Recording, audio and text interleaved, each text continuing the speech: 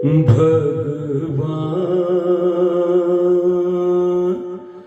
भगवान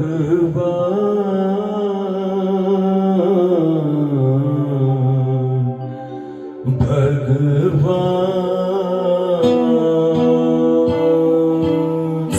नमस्कार, आदाब, सत श्री अकाल दोस्तों। आज मैं फिर आपके सामने एक बहुत ही एक क्लासिकल टाइप का गाना लेके आए हैं। बहुत ही इंटरेस्टिंग, बहुत ही सुपरहिट गाना।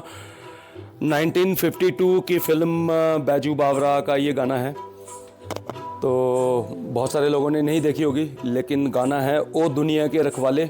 इससे पहले मैंने गाना गाया था मन तड़पत हरिदर्शन को आज, जो कि राग मौल कौस पे आधारित था, और ये वाला गाना राग दरबारी पे आधारित है। तो इस बार मैं इस गाने के बारे में कुछ आपको गाने के बीच बीच में कुछ इंटरेस्टिंग बातें भी बताऊंगा।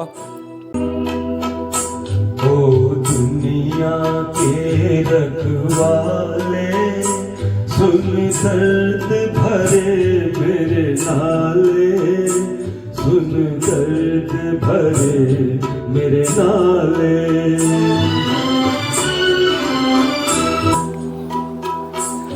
तो सबसे पहले रफ़ी साहब के बारे में बताऊंगा। रफ़ी साहब जो कि मेरे और करोड़ों लोगों के जो फेवरेट सिंगर हैं, तो उनकी संगीत की यात्रा के बारे में बताऊंगा। तो दोस्तों, उनका जन्म अमृतसर पंजाब में, वहाँ के एक छोटे से गांव कोटला सुल्तान सिंह में हुआ, और वहीं से छोटी उम्र में ही उन्होंने गाने की कला उनके अंदर आना शुरू हो गई थी।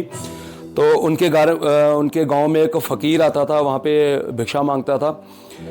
तो वो एक गाना गाता था अपना, खेडन दे दिन चार ओ मित्रा, खेडन दे दिन चार। तो रफ़ी साहब भी उनके पीछे जाते थे, ऐसे गाते रहते थे। तो समझ लो प्रारंभिक शिक्षा उनको उस फ़कीर से ही मिली। और उसके बाद उनका जो परिवार है वो लाहौर में शिफ्ट हो गया। वालिद, रफ़ी साहब के वालिद जो मोहम्मद अली थे, वो संगीत के लिए मना करते थे, बोलते थे कि हमारे मजहब में संगीत वगैरह के अलाउड नहीं है। तो रफ़ी साहब को संगीत वगैरह के लिए मना करते थे। लेकिन उनके बड़े भाई, जिनकी लाहौर में एक कटिंग की शॉप थी, बार्बर की शॉप थी, तो वहाँ पे उनके साथ में रफ़ी साहब रहते थे, वहाँ पे उनकी मदद भी करवाते थे, और अपने गाने बजाने का शौक़ वो है वो भी पूरा करते थे। और इसी बीच फिर उनके बड़े भाई ने एक उस्ताद के पास में उनको सीखने के लिए भेज दिया। तो उस्ताद से सीखते थे, फिर वो महफ़िलों में उनको लेके जाते थे, वहाँ से उनसे गवाते थे। तो वहीं पे एक श्याम सुंदर जो उस टाइम के म्यूज़िक डायरेक्टर थे, वो आए थे। तो उन्होंने उनका गाना सुना और उन्होंने बोला कि भाई आप मुंबई आ जाना कभी, तो मैं आपको अपनी फ़िल्म में गवाऊँगा। तो लीजिए साहब, ये लोग 1944 में मुंबई की तरफ, लाहौर से मुंबई की तरफ रुख किया, और मुंबई जाने से पहले ये लोग पहुंच गए लखनऊ। तो क्या हुआ कि नौशाद साहब के वालिद से ये मिले, रफ़ी साहब ने उनको अपना गाना सुनाया, तो उनको पसंद आया, और उन्होंने बोला भाई अपने बेटे से हमारी थोड़ी सी सिफारिश कर दो। आपके बेटे जो हैं नौशाद अली जो हैं बहुत ही फेमस संगीतकार हैं। तो उनके वालिद ने उनको एक सिफारिशी पत्र लिख के दिया, और वो सिफारिशी पत्र के साथ में पहुंच गए नौशाद साहब के स्टूडियो में या उनके ऑफिस में। आश निराश के दो रंगों से दुनिया तूने सजाई, नैया संग तूफान बनाया, मिलन के साथ जुदाई, जा देख लिया हर जाई, हो लुट गई मेरे प्यार की नगरी, अब तो नीर बहा ले,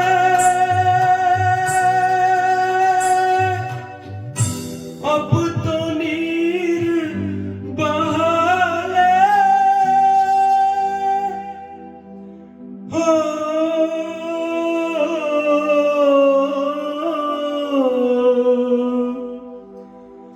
अब तो नीर बहा ले।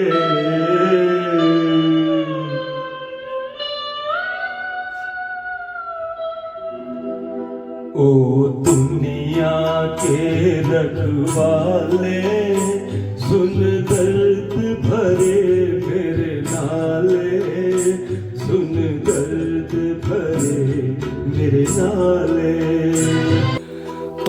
जब उन्होंने अपना सिफारिशी पत्र वगैरह दिखाया उनके वालिद का, तो नौशाद साहब ने बोला भाई गा के सुनाओ कुछ। तो जब गाया तो नौशाद साहब को अच्छा लगा और उन्होंने बोला भाई ऐसा है, अभी तो मैं आपको मना कर ही नहीं सकता क्योंकि आप तो मेरे वालिद साहब का सिफारिश से आए हो, तो चलो मैं गाने में आपको ब्रेक दूंगा, लेकिन फ़िलहाल मेरे पास कोई बढ़िया प्रोजेक्ट या सिंगल गाना, सोलो गाना नहीं है। तो एक कोई डुएट है, हिंदुस्तान के हम हैं, कोई ऐसे उस टाइम पे कोई फिल्म बन रही थी, तो उसकी कोरस में खड़े होकर गाना था। तो रफ़ी साहब को जो पहली ब्रेक जो नौशाद साहब ने दी वो उस कोरस गाने में दी, और उसके बाद धीरे धीरे करके इनकी दोस्ती जो है गहरी होती गई। और उसके बाद एक प्रोजेक्ट चल रहा था बैजू बावरा फिल्म का, जिसमें नौशाद साहब संगीत उसकी रिकॉर्डिंग वगैरह करवा रहे थे।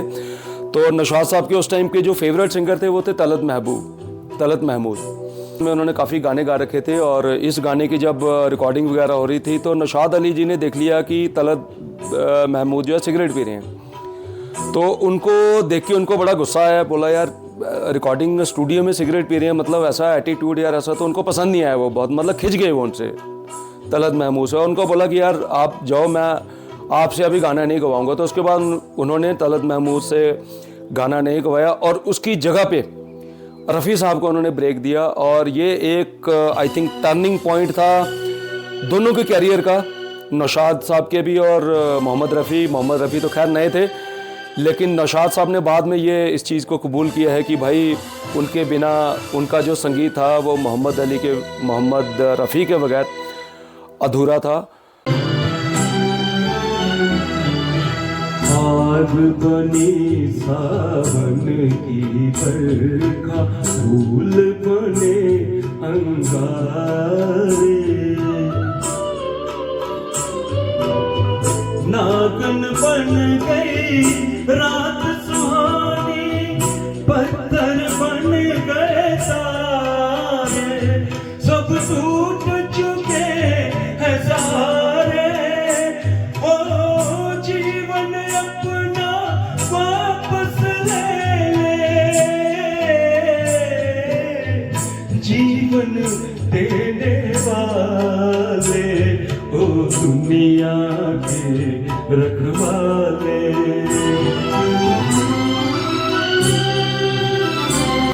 तो दोनों ने काफ़ी सारे गाने जो है साथ में गाए। आई थिंक कोई 149 गाने दोनों ने गाए, उसमें से 71 जो रफ़ी साहब ने सोलो गाए थे। तो उन दोनों की दोस्ती बहुत ही मशहूर हो गई थी और मतलब कि दोनों एक दूसरे की तारीफ़ करते हुए नहीं थकते थे।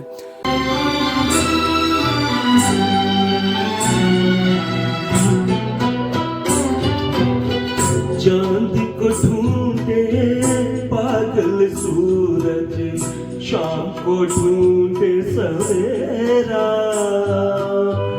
मैं भी ढूंढूं उस प्रीतम को, हो न सका जो मेरा। भगवान भला हो तेरा, हो किस्मत फूटी आस न टूटी, पाँव में पड़ गए छाले ओ दुनिया के रखवाले।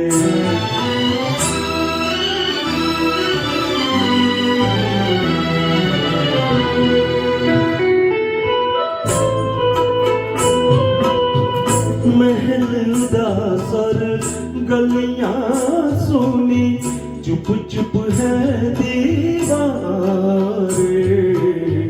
दिल क्या उजड़ा दुनिया उजड़ी, रूठ गई है बहारे, हम जीवन कैसे गुजारे। हो मंदिर गिरता फिर बन जाता, दिल को कौन संभाले ओ दुनिया के रखवाले। सुन दर्द भरे मेरे नाले, सुन दर्द भरे मेरे नाले, ओ दुनिया के रखवाले, रखवाले।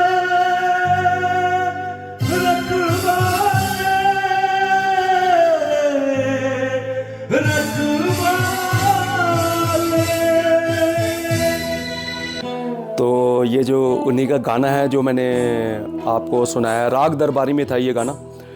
1952 दिसंबर में ये फिल्म रिलीज़ हुई थी।